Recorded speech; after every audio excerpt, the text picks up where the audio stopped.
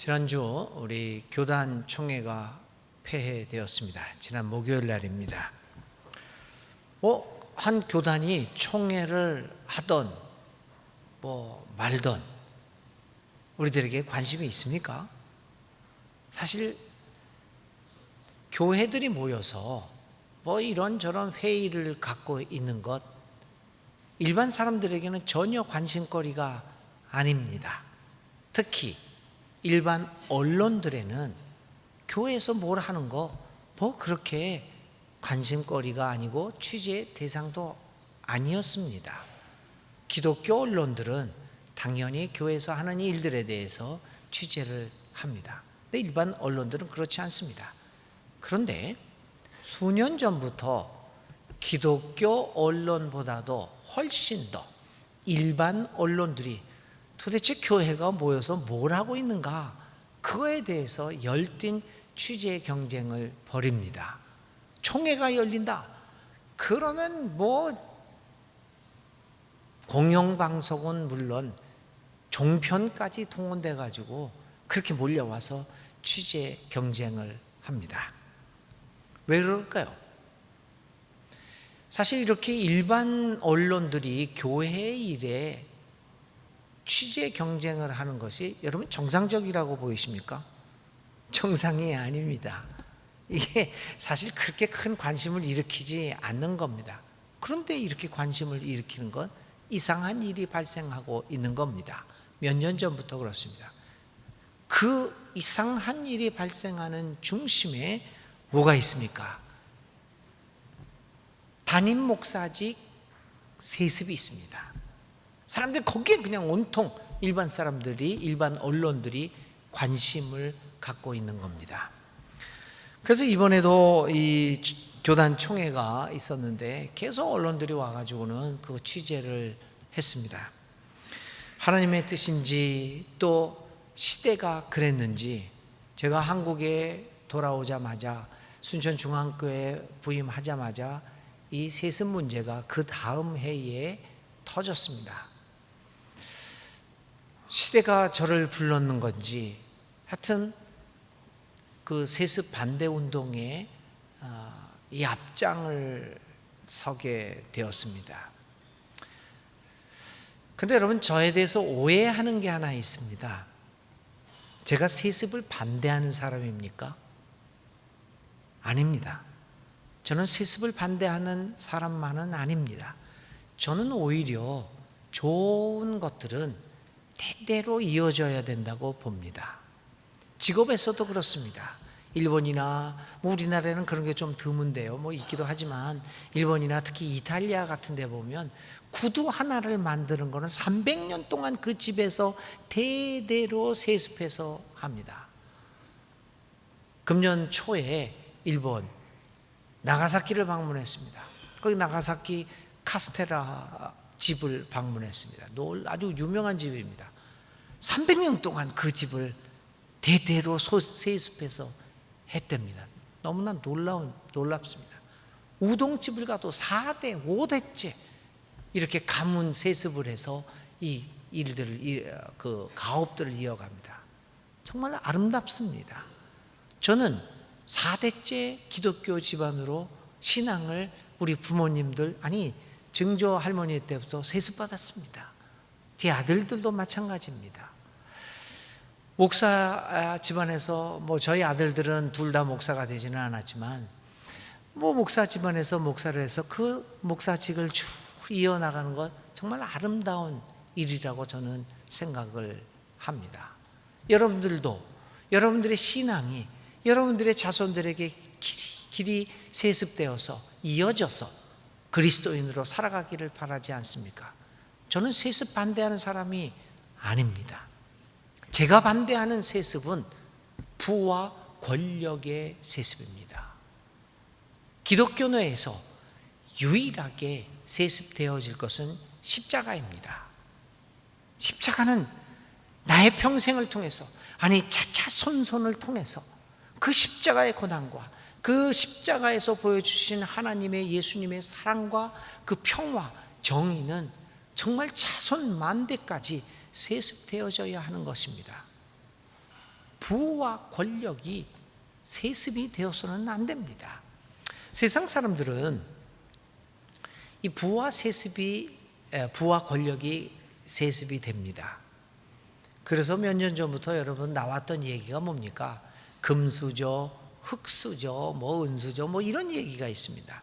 그게 왜 나오는 거냐면 부와 권력이 세습됨으로 말미암아 그 옆에 있는 사람들은 아무것도 할 수 없는, 기회조차도 주어지지 않는 이 사회가 되었기 때문에 사람들은 답답해 하고 있는 것입니다.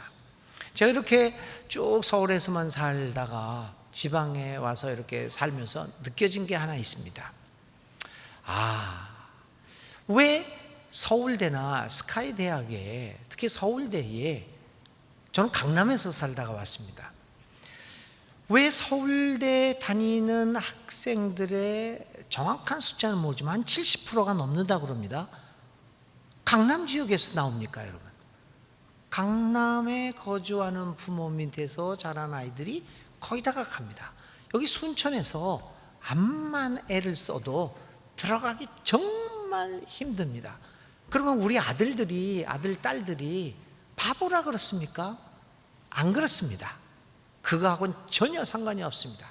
결국은 금수저 같이 그 배경 속에서 그 높은 데서 있다 보니까 인맥 얻어지는 거, 그래서 전화라도 한마디 탁 하면 그쪽에서는 해줍니다. 이게 인맥, 이런 돈, 이런 것들이 종합적으로 해서 금수저를 만들어서 이 금수저가 계속해서 세습되다 보니까 오늘 우리 사회가 이렇게 불공정한 사회가 되었고, 위에 있는 사람들은 그런 일을 하는 것을 아무런 양식 가책도 없이 하게 됩니다. 일반 사람들이 지쳤습니다. 이제 도저히 희망이 없거든요. 개천에서 용나는 일은, 개천에서는 지렁이도 살 수 없는 이 사회가 되니까 답답합니다. 그래서 교회에 집중한 겁니다. 어디에 희망이 있을까? 교회만큼은 그런 금수저다, 은수저다, 그런 부와 권력이 세습되지 않는 곳이라고 믿었습니다. 그래서 교회에 집중한 겁니다.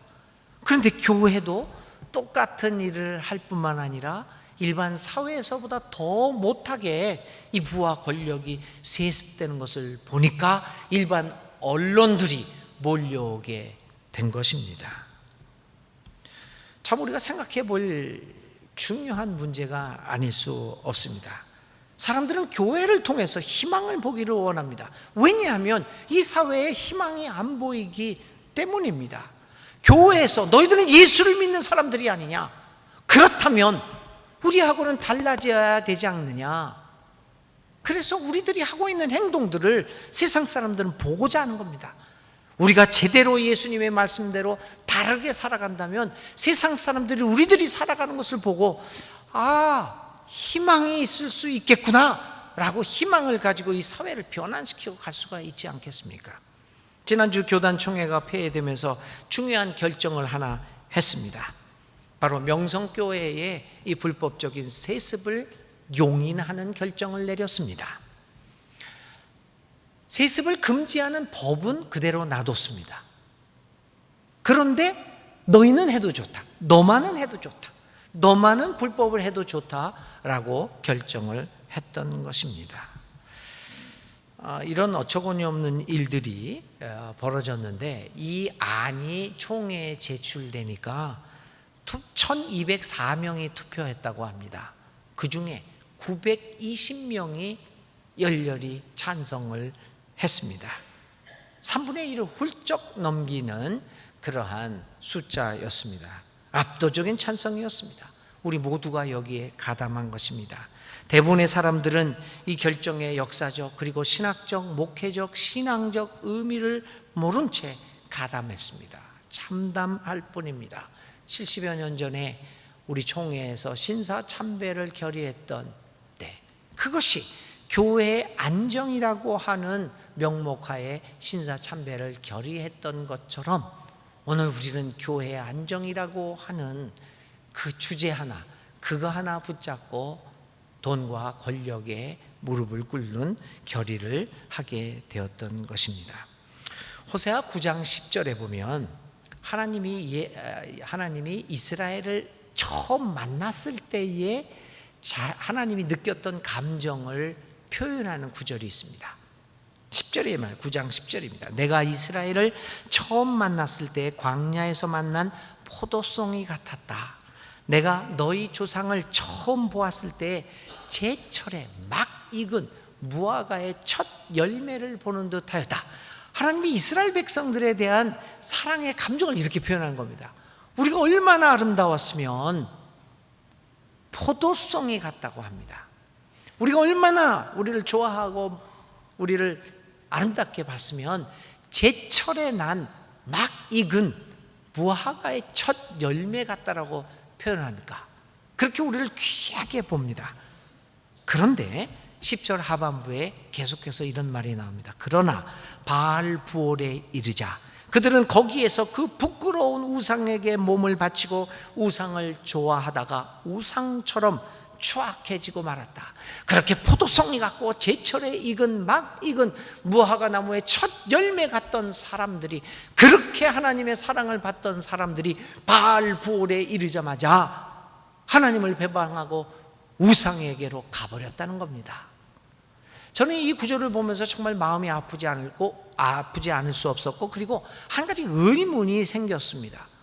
도대체 그 우상이라는 것이 얼마나 매력적이고 매혹적이었으면 순식간에 그 많은 사람들이 하나님을 떠나고 그에게로, 그 우상에게로 갔을까? 여러분, 그런 의문 드지 않겠습니까? 얼마나 매혹적이었으면, 얼마나 아름다웠으면 그 우상에게 한 번의 눈이 팔렸을까요? 도대체 어떤 우상을 만났기에 이들은 이래도 속히 하나님을 떠나게 되었을까요? 그 우상의 정체는 무엇입니까? 성경은 그것을 바알이라고 얘기합니다.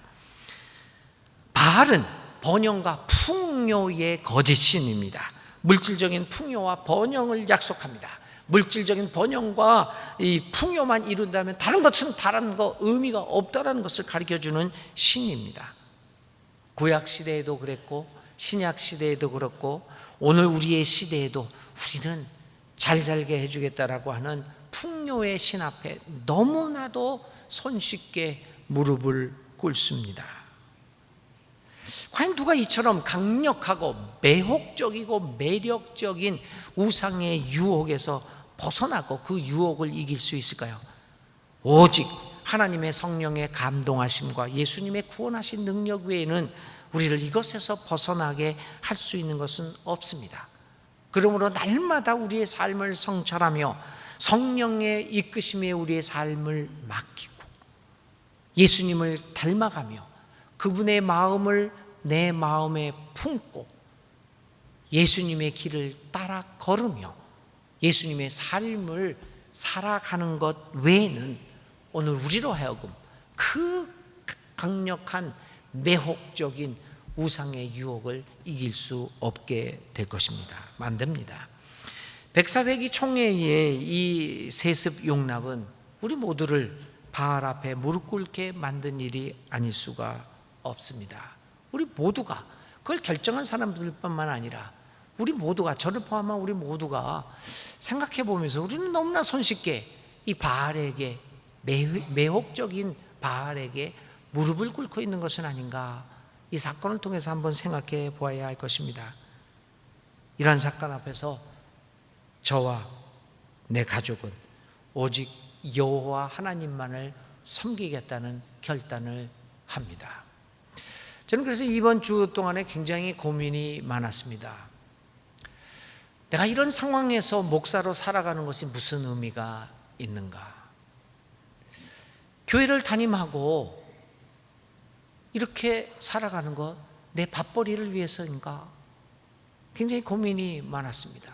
이런 상황에서도 아무 소리도 못하고, 그러니 그냥 뭐 나는 내 교회 목회나 잘하고 그저 매달 받는 돈이나 받고 또 연금 잘 부어가면서 은퇴해서 그냥 뭐 살면 되겠는가? 내가 목사를 하고 있는 것, 순천중앙교회 담임으로 남아있는 것, 그것이 나에게 내가 뭐 때문에 남아있는가? 이런 깊은 고민을 했습니다. 저희 부목사님들하고도 같이 이 고민을 나눴습니다. 한때는 이건 누군가가 저항해야 되지 않겠느냐, 이런 사실에 몸을 던져서 항거할 수 있어야 하지 않겠는가. 그래서 교단 탈퇴며 목사직을 내던지는 이야기까지도 우리 동료들하고 많이 나누었습니다. 여러분도 이해하실지 못할지도 모르겠지만 저는 정말 깊은 생존의 존재의 갈등에 빠졌습니다. 그래서 장로님들한테 긴 편지를 썼습니다. 목회서신 아닌 목회서신을 보냈습니다. 이렇게 했으면 좋겠습니다. 나는 이런 심정입니다. 거대한 만몬 앞에서 맥없이 무너지고 있는 연약한 우리의 모습 속에서 이런 것을 느낍니다. 이렇게 썼고 장로님들한테 여러 가지 제안을 했습니다. 이대로만 있을 수는 없습니다. 적어도 우리 순천중앙교회가 순천의 어머니 교회고, 그리고 오래된 교회라고 한다면 쓰러져가는 이 교회에 나아갈 방향을 제시하는 이런 항거의 몸짓이 필요하지 않습니까? 그래서 그렇게 긴 목회 서신을 보냈습니다. 근데 여러분들이 이제 답변을 주셨고요. 근데 한 번 답변이 저의 마음을 이제 많이 안정시켜 주신 답변이 이랬습니다. 목사님, 이런 상황에서 목사님의 절교와 우리 순천중앙교회 당회원 장로님들의 탄식 소리가 결국 500년 전에 마르틴 루터가 비텐베르크 성당에 95개조 반박문을 못 박음으로써 시작된 종교개혁처럼 우리 교회의 변화를 알리는 첫 망치 소리가 되기를 바랍니다. 그렇게 저한테 글을 보내왔어요. 사실 정말 우리 부교육자들과 저는 실제로 연금재단에 전화를 해서 계약을 해약하려고 했습니다. 직접 알아봤습니다. 이 연금 해약한다는 것이 저의 사실 노후를 버리는 겁니다. 그러나 그렇게라고 하더라도 항거하지 않으면 안 될 것 같아서 전화를 했습니다. 해약하겠다고. 해약이 안 된대요. 왜 안 되냐고 그러니까 두 가지 이유에서만 해약이 된답니다. 면직을 받든지, 아니면 두 번째 교단을 탈퇴하든지. 그래서 현재로서는 이렇게 우리가 저는 사람들 앞에 제가 어떤 불이익을 받다고 하더라도 그 거대한 돈과 권력의 앞에서 싸울 때 제가 어떠한 그 개인적인 불이익을 당한다고 하더라도 저는 하나님의 뜻을 따라서 이 일을 해 나가려고 합니다. 저는 명성교회를 살리는 것이 교단을 살리는 것이라고 생각하고 있는 사람들에게 진정으로 묻고 싶습니다. 교단을 살리는 것이 중요합니까? 하나님 나라의 복음과 그 가치를 살리는 것이 더 중요합니까? 한 교회를 살리는 것이 중요합니까? 하나님 나라의 복음이 올바르게 전파되는 것이 더 중요합니까? 사도 바울은 이렇게 얘기했습니다. 내가 그리스도를 아는 그 지식이 지금까지 내가 가져왔던 그 어떤 것보다 소중하기에 지금까지 내가 가져왔던 모든 것을 배설물처럼 여긴다. 교회 여러분, 우리에게 하나님의 나라의 가치보다 더 소중한 것은 없습니다. 어쩌면 제가 개인적으로 여러 가지 손해를 보고 힘들어진다고 할지라도 하나님 나라가 더 소중합니다. 이 땅에서 고난을 받고 힘들게 산다고 하더라도 의미 있게 하나님의 예수님의 뒤를 따라 하나님의 나라에서 살아가는 것이 더 좋습니다. 이제 이런 상황, 이러한 우리 한국 교회가 신뢰가 땅에 떨어진 이 상황에서 오늘 우리는 예수님의 질문인 빌립아, 너는 나를 알지 못하느냐를 생각하고 있습니다. 이 질문이 나온 배경은 이렇습니다. 예수님은 자신의 죽음이 임박해 옴을 알고 있었습니다. 그래서 그는 마지막 길을 가면서 제자들과 오랜 시간을 가지고 자신의 가르침, 자신의 생명의 의미, 죽음의 의미들을 설명합니다. 이 예수님의 마지막 가르침은 요한복음 13장부터 17장까지 길게 나타납니다. 여러분들이 요한복음 13장과 17장까지를 정말 자세히 읽어보면 예수님의 마지막 가르침처럼 예수님의 그 절절함과 진지함이 여러분들 느낄 수 있을 것입니다. 예수님께서는 이렇게 여러 가지로 가르쳐 주면서 그는 자신이 먼저 죽음의 길에 들어서야 한다고 이야기를 합니다. 그러자 제자들은 예수님이 죽어야 한다는 죽음의 의미를 깨닫지 못하고 도마가 예수님께 질문을 합니다. 주님께서 어디로 가시는지 모르는데 어떻게 우리가 그 길을 알겠습니까? 질문을 합니다. 예수님은 답변합니다. 나는 길이요 진리요 생명이다. 나를 거치지 않고서는 아무도 아버지께로 갈 자가 없다. 갈 사람이 없습니다. 라고 하는 답변을 하십니다. 이렇게 예수님께서 제자들에게 자신이 길됨을 이야기하자 이제 빌립이 결정적인 질문을 하나를 던집니다. 그것이 오늘 우리가 생각하고자 하는 질문입니다.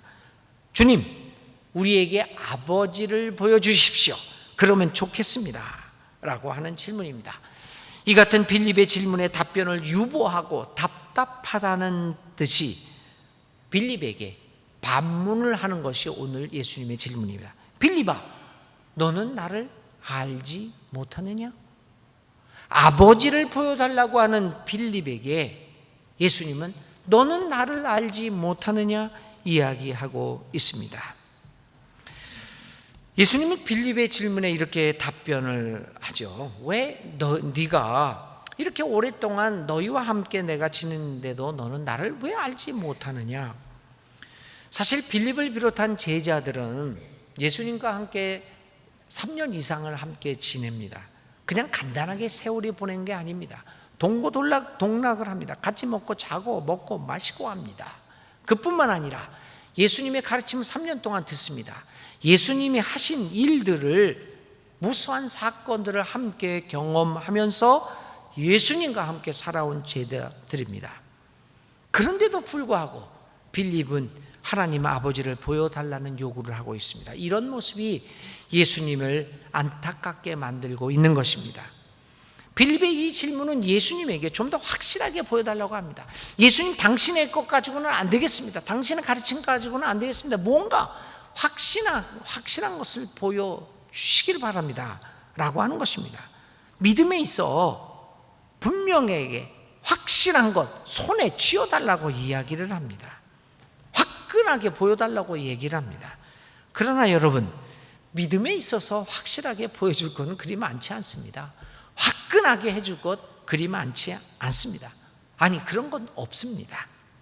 그래서 예수님은 제자들에게 이렇게 얘기합니다. 나는 길이다.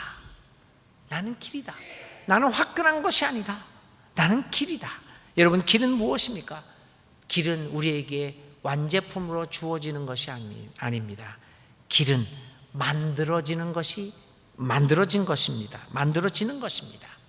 길은 가야 길입니다. 길은 우리가 만들어 가야 합니다. 예수님은 자신을 진리의 길, 생명의 길이라고 표현하지 않았습니까?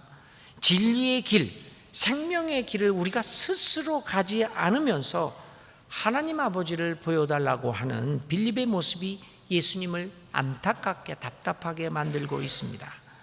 진리의 길, 생명의 길을 가지 않으면서 어떻게 우리는 예수님을 알고 어떻게 하나님 아버지를 볼 수가 있겠습니까? 스스로 길을 찾지 않고 또 가지도 않으면서 자신의 손에 완성품으로서의 신앙을 달라고 하는 우리들의 모습은 아버지를 보여달라고 하는 빌립의 모습입니다. 그러한 우리를 향하여 예수님은 질문을 하고 있습니다. 그렇게 나하고 함께 진리의 길 그리고 생명의 길을 걸어왔는데 아직도 나를 모르고 있느냐? 그렇다면 너희들은 나와 함께 진리와 생명의 길을 걸은 것이 아니다 라고 말씀하시는 것입니다. 그러면서 예수님은 오늘 이 질문을 통하여 우리에게 요구하고 계십니다. 스스로 길을 가라. 스스로 진리의 길을 걸으라. 스스로 생명의 길을 걸으라. 너희들의 삶의 현장에서 역동적으로 경험되어지는 하나님을 만나라. 획일적인 모습의 하나님이 아니라 변화무쌍한 삶의 현장에서 다양하게 만나지는 하나님을 경험하라. 진리의 길 그리고 생명의 길을 부지런히 걸어가게 될 때 너희들은 하나님을 만나고 하나님을 보게 될 것이다. 길 위에 하나님을 만나라고 주님은 말씀하십니다. 어제 서초동에서 100만, 150, 200만까지도 얘기하고 있는데 많은 분들이 검찰 개혁을 요구하면서 이렇게 모임을 가졌습니다. 저는 가지를 못해 가서 TV에서도 중계도 안 하고, 근데 페이스북이라는 게 있어가지고 직접 중계가 됩니다. 여러 사람들이 직접 중계를 합니다. 그래서 막 지켜보고 있는데요. 반가운 중계 방송이 하나 있었어요. 그래서 그거를 보았습니다. 왜 반가웠냐면 우리 교회 집사님이 중계를 하고 있더라고요. 근데 그게 이제 밤이잖아요. 서울이고.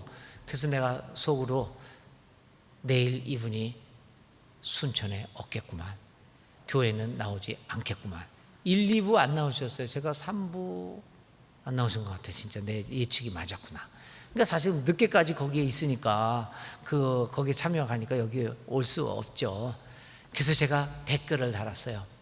집사님, 내일 예배에 결석하는 거 용납되어집니다. 왜냐하면 집사님은 그렇다고 이렇게 막 그렇게 다들 따라하지 마십시오. 집사님은 이미 길 위에 계신 예수님을 만나고 있기 때문입니다. 그렇게 했어요. 여러분, 언제까지 우리는 아버지를 보여달라고 하는 그 요구하는 수준에 머물고 있겠습니까? 이런 이제는 규범화된 그리고 교과서적인 믿음의 모습에서 벗어나서 각자의 삶의 현장에서 길에서 만나는 하나님을 찾아 나서야 하고 그 진리의 길, 생명의 길을 걸어가면서 하나님을 만나야 하지 않겠습니까? 예수님은 계속해서 빌립의 요구에 이렇게 얘기합니다. 아버지를 보여달라라고 하는 말의 첫 번째는 길을 걸어라. 그러면 만날 것이다. 볼 것이다 얘기한 후에 예수님은 또 이렇게 얘기합니다. 나를 본 사람은 아버지를 보았다. 빌립아, 내가 나를 본 사람은 아버지를 보았다. 그런데 내가 어떻게 네가 어떻게 우리에게 아버지를 보여달라고 말하느냐 하는 겁니다. 예수님은 자신이 아버지와 하나임을 분명히 하고 있습니다. 얼마나 놀라운 선언입니까? 예수님이 본 사람은 하나님을 본 것입니다. 예수님은 하나님의 뜻을 완벽하게 실천함으로써 보이지 않는 하나님을 보이게 만든 분입니다. 하나님의 아들입니다. 보이지 않는 하나님을 보이게 만든 분. 그래서 이제 우리는 바로 예수님, 하나님의 아들인 예수님을 봄으로써 비로소 우리가 믿는 하나님이 죽은 하나님이 아니라는 걸 알게 됩니다. 우리는 하나님의 아들인 예수님을 봄으로써 이제 우리가 믿는 하나님은 철학적인 추상적인 하나님이 아니라 바로 살아 움직이는 구체적인 하나님이신 것을 알게 됩니다. 사람들은 하나님 보기를 원합니다. 우리는 바로 누구를 통하여 하나님을 볼 수 있다고 생각합니까? 예수님을 통하여 우리는 하나님을 볼 수 있고 하나님을 알 수 있습니다. 세상 사람들은 하나님을 보여달라고 합니다. 우리에게 요구합니다. 이제 우리는 그들에게 어떻게 하나님을 보여줄 수 있겠습니까? 예수님을 따르는 제자들인 우리들은 세상 하나님을 보여달라고 하는 세상 사람들에게 이 하나님을 보여주어야 할 의무가 있습니다. 하나님과 예수를 보여달라는 세상의 요구에 우리가 교회를 본 사람은 하나님을 보았고 예수를 보았다라고 자신 있게 말할 수 있도록 우리 예수 안에서 발견되어지는 교회를 만들어 가야 합니다. 예수님과 하나님은 하나입니다. 어떻게 우리는 예수님이 하나님과 하나인 것을 알 수 있을까요? 어떻게 예수 안에 하나님이, 하나님 안에 예수님이 있음을 알 수 있을까요? 주님은 이렇게 말합니다. 내가 아버지 안에 있고 아버지께서 내 안에 계시다는 것을 믿어라. 믿지 못하겠다면 내가 하는 그 일들을 보아서라도 믿어라. 우리에게 답변이 주어집니다. 예수님의 일을 통하여 예수님은 하나님과 하나 되었음을 선포하십니다. 예수님이 하시는 일은 하나님의 나라의 가치관을 그대로 보여줍니다. 예수님이 하는 일을 보면 하나님 나라가 어떤 나라라는 것을 우리는 알게 됩니다. 그러므로 빌립이 해야 할 일은 진리의 길, 생명의 길을 부지런히 걷는 겁니다. 예수를 통하여, 그리고 예수가 하는 일을 그도 부지런히 해야 하는 것입니다. 그렇게 할 때 그는 하나님 아버지를 보게 될 것이고, 그렇게 될 때 그는 하나님 아버지를 세상 사람에게 보여줄 것입니다.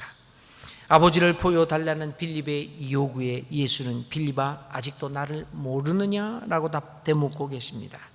예수님의 이 질문은 우리에게 우리 스스로가 예수님이 가르쳐준 진리의 길, 생명의 길을 몸소 걸어가지 않고 결코 하나님을 볼 수 없다는 것을 알려줍니다. 이 질문은 우리로 하여금 예수님 안에서 살아가면서 예수님의 사역을 부지런히 계승하게 될 때 비로소 우리가 하나님 아버지를 볼 수 있음을 가르쳐주고 있습니다. 믿는 이들의 공동체인 이 교회가 예수님의 사역과는 별 상관없는 일을 해 나갈 때 우리는 그 교회를 통하여 하나님을 만나지 못합니다. 그뿐만 아니라 이 세상을 향하여 하나님을 보여줄 수도 없습니다. 교회가 예수님의 사역과는 상관없는 교회가 있다면 여러분 그 교회를 탈출하셔야 합니다. 내가 수십 년 대대로 이뤘다? 중요한 것도 아닙니다. 나의 친구들이 다 있다? 아니면 여기서 내가 있어야지 또 나의 사업도 잘 되어진다? 연결이 잘 된다? 그거 중요한 것 아닙니다. 예수님과 사역과 상관없는 일을 계속하는 교회가 있다면 우리의 구원을 위하여 탈출하셔야 합니다. 왜냐하면 예수님과 상관없는 일을 하는 교회는 아무리 크고 번성한다고 하더라도 그 교회를 통하여 여러분들 하나님은 만나지 못할 겁니다. 하나님을 볼 수 없을 것입니다. 그 하나님을 세상에 보여줄 수 없을 것입니다. 왜냐하면 예수님처럼 내가 하나님과 하나 된 것을 믿지 못하겠다면 내가 하는 일을 보아라. 그러면 알게 될 것이다. 이렇게 얘기하신 것 기억합니다. 하나님을 믿는 우리들이 하나님을 보지도 못하고 또 보여주지도 못하고 있다면 그것은 참 슬픈 일이 아닐 수 없습니다. 그래서 예수님은 빌립의 요구에 대하여 결론적으로 이렇게 말합니다. 12절입니다. 읽지는 않았습니다. 내가 진정으로 너희에게 말한다. 나를 믿는 사람은 내가 하는 일을 그도 할 것이다. 예수의 질문, 빌립아 너는 나를 알지 못하느냐는 우리에게 이처럼 과제를 주고 있습니다. 예수님의 일을 함으로써 하나님을 볼 수 있다라고 하는 과제를 주고 있습니다. 우리로 하여금 예수님이 하시던 일을 계속해 나가도록 촉구하고 있습니다. 만일 우리가 예수님이 하시던 일을 하지 않고 있다면 우리는 결코 하나님을 볼 수 없게 될 것입니다. 결코 우리는 사람들에게 하나님을 보여줄 수 없게 될 것입니다. 우리 사랑하는 순천중앙교회 교우 여러분, 우리들과 우리 순천중앙교회는 부지런히 남이야 어떻든 우리는 부지런히 예수님의 사역을 계속해 나가는 교회로 살아갑시다. 그래서 이 교회 안에 있는 교우들이 진정 보이지 않는 하나님을 볼 수 있게 되기를 바랍니다. 하나님을 보기를 원하는 세상 사람들에게 하나님을 보여줄 수 있는 진정한 믿음의 공동체가 될 수 있기를 주님의 이름으로 기원드립니다.